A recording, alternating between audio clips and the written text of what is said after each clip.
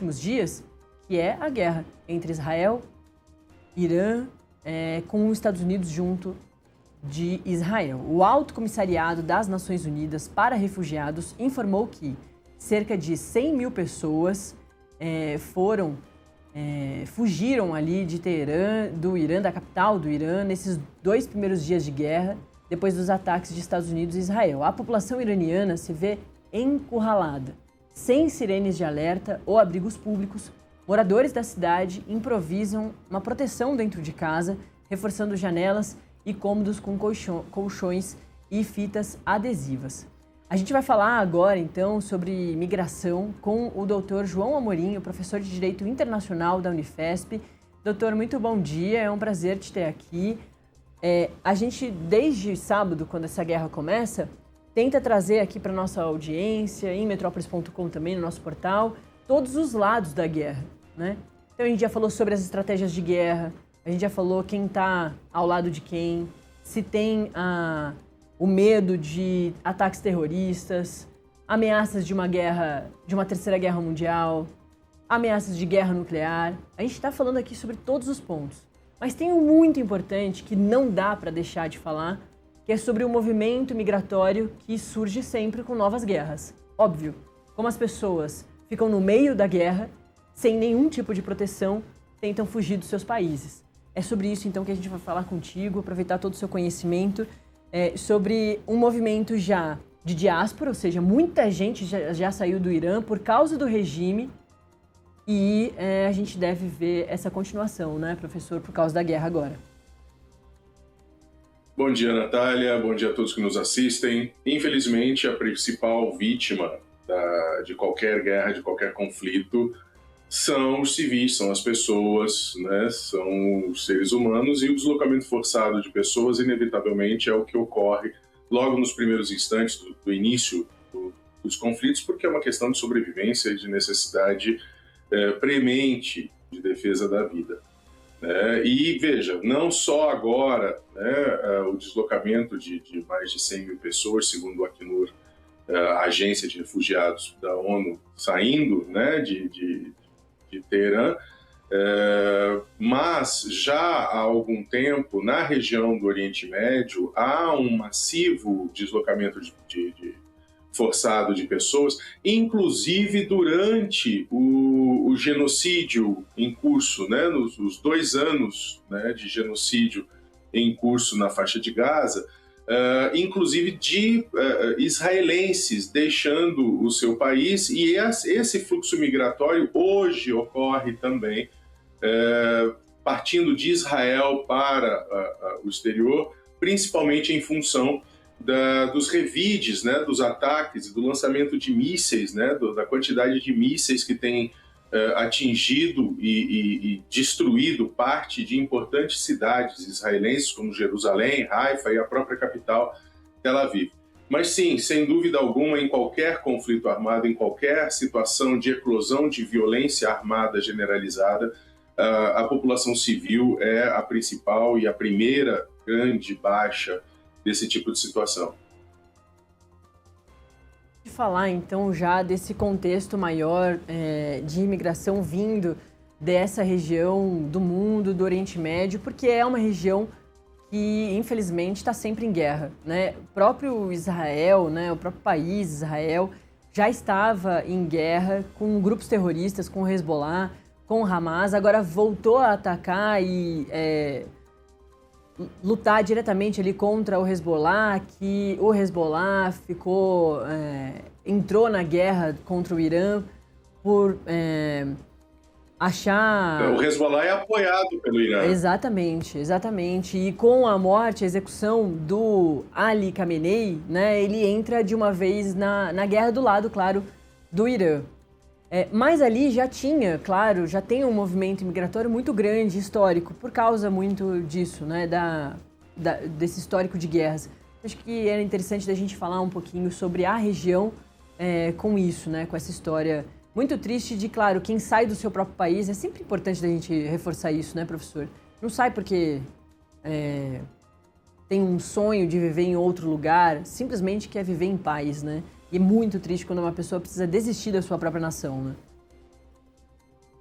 São duas coisas distintas, Natália. Primeiro, nós temos que separar a migração voluntária da migração forçada. A migração voluntária é o turismo, é quando você vai estudar em algum outro país ou quando você se muda voluntariamente para outro país.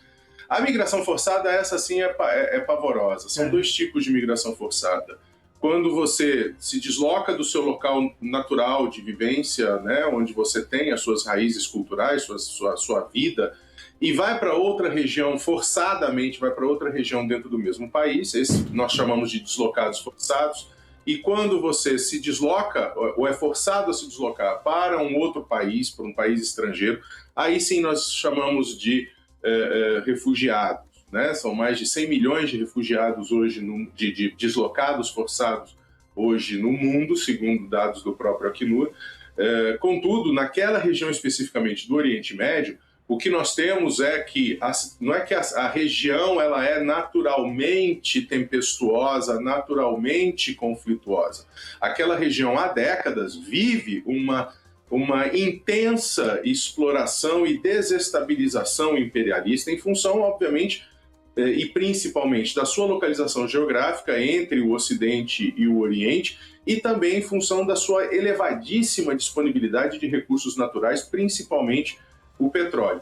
É importante também destacar que toda a instabilidade do Oriente Médio, né, ao longo pelo menos das 3 últimas décadas, não foi gerada pelo Irã. O Irã apoia financeiramente, né, e com algum tipo de armamento, grupos como o Hezbollah no Líbano, como o Hamas na faixa de Gaza, mas isso não mais por uma afinidade religiosa e política macro, né, do que efetivamente como um elemento de desestabilização. Nós não podemos considerar hoje que a reação do Hezbollah, ou no que foi antes do genocídio de Gaza e durante o genocídio de Gaza, a reação do Hamas contra o território israelense, né, os foguetes lançados pelo Hamas da faixa de Gaza para o território israelense, ou do Hezbollah do sul do Líbano para o território israelense, nós não podemos considerar que esse tipo de ataque se equivalha aos ataques que hoje o Irã desfere em resposta a uma agressão praticada pelos Estados Unidos e pelo Irã contra o território de Israel e contra alvos militares estadunidenses nos diversos países do Oriente Médio e do Golfo Pérsico. Perdão, mais uma vez. O que nós temos que levar em consideração é que todos os conflitos, ou a maior parte dos conflitos gerados nas 3 últimas décadas, foram gerados a partir de agressões militares, ataques militares pontuais ou continuados do Estado de Israel, apoiado pelos Estados Unidos, contra diversos alvos. Síria, Líbano, Iêmen, agora o Irã, né, há mais tempo, o Iraque invadido pela coalizão internacional liderada pelos Estados Unidos para depor o regime de Saddam Hussein, a guerra civil na Síria, com grupos paramilitares e milícias financiados pelas potências estrangeiras e apoiados pelas potências estrangeiras, né? No início do século XXI, a invasão do Afeganistão depois do 11 de setembro. Então, toda aquela região ela é uma região tempestuosa, é uma região que está sempre em conflito, sempre em ebulição, não necessariamente por questões locais, mas por interesses imperialistas e por desestabilizações contínuas desses governos, né? Então, a gente tem que deixar claro essa questão. E isso vai levar, e tem levado, né? Você tem quase 5 milhões de sírios refugiados em diversos países do mundo, inclusive no Brasil. Você tem a fome como arma de guerra, tanto na faixa de Gaza, no genocídio da faixa de Gaza, quanto no Iêmen, né? E no Iêmen também, você tem a milícia Houthi apoiada, né, pelo governo de Teherã, mas você nunca teve o Irã intervindo ou bombardeando voluntariamente nenhum de seus vizinhos. Agora, o que nós estamos assistindo é uma resposta a um ataque militar. São 2 tipos de guerra. Os Estados Unidos e Israel optaram por fazer uma guerra de opção, de ataque. E no caso dos Estados Unidos da América, no caso da Casa Branca, contra o aviso dos principais analistas, dos principais conselheiros de segurança, inclusive do Pentágono.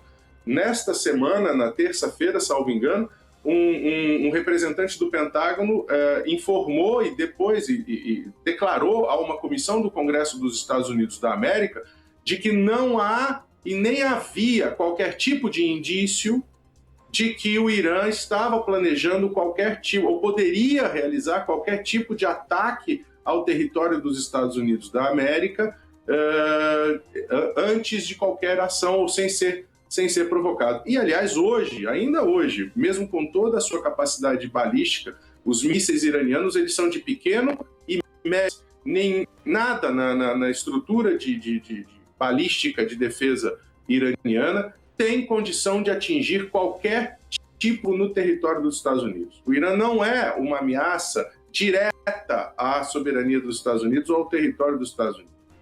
Professor, você trouxe um ponto muito importante que vem causando, né, nas redes sociais, na opinião pública, essa questão do respeito ao direito internacional, quem devia ter cumprido o direito internacional antes. O regime iraniano vinha destruindo os direitos civis há muito tempo, né? E é uma população que a gente vê agora, principalmente a partir desse momento que o Irã está muito no foco, a partir das reações da população iraniana, uma vontade muito grande de se libertar desse regime. E os Estados Unidos, vale aqui então a gente fazer uma comparação ao que fez no comecinho do ano, dia 3 de janeiro, com o ataque à Venezuela e a captura do Nicolás Maduro, usou o argumento, antes de falar de petróleo, mas usou o argumento de querer ajudar a retomada da democracia, e que na época a gente já tinha feito um comparativo com a questão do Iraque lá atrás. Mas dá pra gente utilizar esse exemplo na história dos Estados Unidos, na história de diversos presidentes, né? Disso, de levar a democracia, de melhorar a situação daquele país, do respeito ao direito civil, aos direitos civis, enfim. Então, acho que esse é um ponto muito interessante é muito difícil de conseguir alguém defendendo o Irã, por causa desse histórico de destruição dos direitos civis, mas também é muito difícil de encontrar quem defenda profundamente a atuação norte-americana com Israel, atingindo escola, né? Lembrando que lá no sábado, quando Israel e Estados Unidos atingiram primeiro o Irã, além de matar o Ali Khamenei naquele centro ali de segurança máxima, onde o Ali Khamenei vivia, em Teherã, acertou uma escola, matou 140 crianças pequenininhas, numa escola primária. A maioria meninas. Exatamente. Crimes de guerra acontecem ao longo desses conflitos. Então, acho que é muito interessante você trazer isso. Eu queria te ouvir um pouco mais sobre esse ponto central do início da guerra, de quem está certo. Mas o direito internacional não foi respeitado agora por Israel e Estados Unidos, mas o Irã já deveria responder pelas suas destruições ali dentro do próprio país. Queria te ouvir um pouco sobre isso. Um pouco mais. Vamos lá, Natália. Vamos lá, estou à disposição sempre. Então vamos lá, vamos começar separando as coisas, né? Primeiro, né, se a violação a direitos humanos, o desrespeito a mulheres ou o não respeito a direitos humanos permitisse algum tipo de legalidade, né, para um ataque militar ou para a intervenção de um país estrangeiro, o que é absolutamente proibido pelo direito internacional, a maior parte dos países do mundo estaria com um problema gigantesco. Veja, o Brasil é o país que mais mata transexuais e a população LGBTQIA+. O Brasil é um dos 3 países que mais mata mulheres anualmente no mundo. Ou seja, nós não podemos dizer que nós respeitamos e somos um país que respeita as mulheres. Os Estados Unidos vive hoje sob um regime de censura, sob um regime praticamente totalitário, com o presidente Trump governando basicamente por ordens executivas, né, ainda que tenha total apoio do Congresso, mas fazendo o que quer, seguindo impune, Veja a questão dos arquivos Epstein, com toda a enxurrada de provas, etc. Sim, o regime iraniano tem problemas, sempre teve problemas com relação à imposição do rigor da lei religiosa, né? É uma ditadura religiosa. Bom, recentemente, um pai de uma estudante aqui no estado de São Paulo, de uma escola pública, chamou a polícia e 20 policiais ingressaram nessa escola de ensino fundamental porque a filha dele fez livremente e colocou no mural da escola um desenho de um orixá.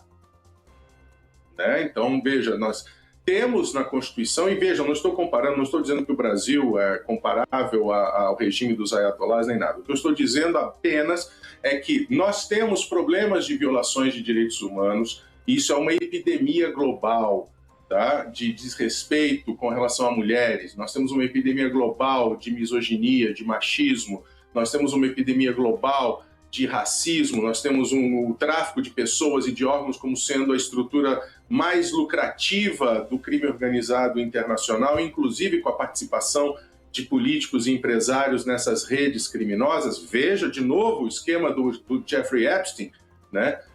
Que não só se utilizava disso, se utilizava de pedofilia, de tráfico de pessoas, de tráfico de meninas, né? Mas usava isso como um ativo e entregava isso para órgãos de inteligência, para que esses órgãos de inteligência pudessem pressionar e chantagear justamente esses políticos, esses empresários, tá? Agora, outra coisa que nós precisamos ter em mente é que, primeiro, com todo respeito à Venezuela, o Irã não é a Venezuela.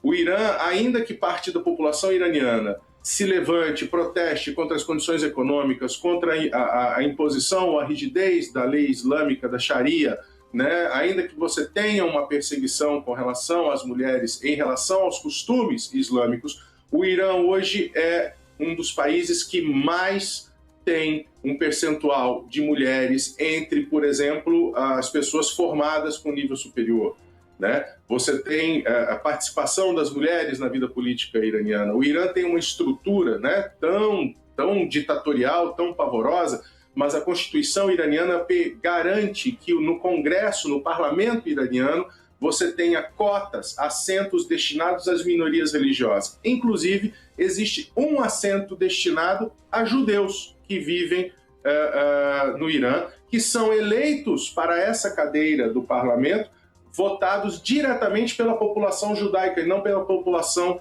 em geral. Então, muito do que o Ocidente fala, de novo, o Irã tem problemas sérios, mas muito do que o Ocidente fala e repercute são histórias criadas pela lente, filtradas pela lente do Ocidente e dos interesses com relação, né, dos interesses imperialistas. Agora, se há parte, e eu não duvido disso, isso é verdade, há parte da população iraniana que não simpatiza ou que não quer esse governo. Agora, a população iraniana, mesmo a parte descontente, quer menos ainda uma submissão aos Estados Unidos, quer menos ainda uma intervenção ou uma vassalagem aos Estados Unidos da América. Esse é o principal ponto.